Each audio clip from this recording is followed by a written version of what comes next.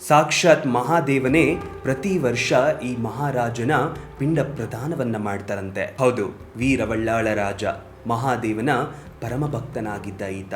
ಮಹಾದೇವನ ಹೆಸರಲ್ಲಿ ದಾನ ಧರ್ಮಗಳನ್ನ ಮಾಡ್ತಿದ್ದ, ಗುಡಿ ಗೋಪುರಗಳನ್ನ ಕಟ್ಟಿಸ್ತಿದ್ದ, ಪುಣ್ಯದ ಕೆಲಸಗಳನ್ನ ಮಾಡೋದ್ರಲ್ಲಿ ವೀರವಳ್ಳಾಳ ರಾಜ ಎತ್ತಿದ ಕೈ. ಇಷ್ಟೆಲ್ಲ ಒಳ್ಳೆ ಕೆಲಸಗಳನ್ನ ಮಾಡ್ತಿದ್ದ ವೀರವಳ್ಳಾಳ ರಾಜನ ಬದುಕಲ್ಲಿ ಒಬ್ಬ ವಾರಸ್ದಾರ ಇರೋದಿಲ್ಲ. ವಂಶೋದ್ಧಾರಕನೇ ಹುಟ್ಟದೆ ಆ ಮಹಾರಾಜ ಸಾವನ್ನಪ್ತಾರೆ. ರಾಜನ ಕೊನೆಯ ವಿಧಿವಿಧಾನಗಳನ್ನ ಮಾಡಲು ವಂಶೋದ್ಧಾರಕ ಇರೋದಿಲ್ಲ. ಆಗ ಜನರೆಲ್ಲ ಸೇರಿ ತಿರುವಣಾಮಲೈನ ಅರುಣಾಚಲೇಶ್ವರನ ಮುಂದೆ ನಿಂತು ರಾಜನ ಮರಣ ಸುದ್ದಿಯನ್ನ ಹೇಳಿದಾಗ ಸಾಕ್ಷಾತ್ ಪರಮೇಶ್ವರನೇ ಬಂದು ವೀರವಳ್ಳಾಳ ರಾಜನ ಕೊನೆಯ ವಿಧಿವಿಧಾನಗಳನ್ನ ಮಾಡಿದ್ರು ಅನ್ನೋ ಕಥೆ ಇದೆ. ಈಗಲೂ ಪ್ರತಿ ವರ್ಷ ಬರುವಂತ ಮಾಘ ಮಾಸದಲ್ಲಿ ಅರುಣಾಚಲೇಶ್ವರನ ಮುಂದೆ ರಾಜರ ಮರಣ ಸುದ್ದಿಯನ್ನ ಓದ್ತಾರೆ ಅರ್ಚಕರು. ರಾಜರ ಮರಣ ಸುದ್ದಿಯನ್ನ ಓದಾದ್ಮೇಲೆ ಆ ಉತ್ಸವ ಮೂರ್ತಿಯ ಮುಂದೆ ವೀರವಳ್ಳಾಳ ರಾಜನ ಪಿಂಡ ಪ್ರದಾನವನ್ನ ಮಾಡ್ತಾರೆ. ಇದರಿಂದ ಮಹಾದೇವ ಪಿಂಡ ಪ್ರದಾನವನ್ನ ಮಾಡ್ತಾರೆ ಅನ್ನೋ ನಂಬಿಕೆ. ಆ ಮಹಾರಾಜ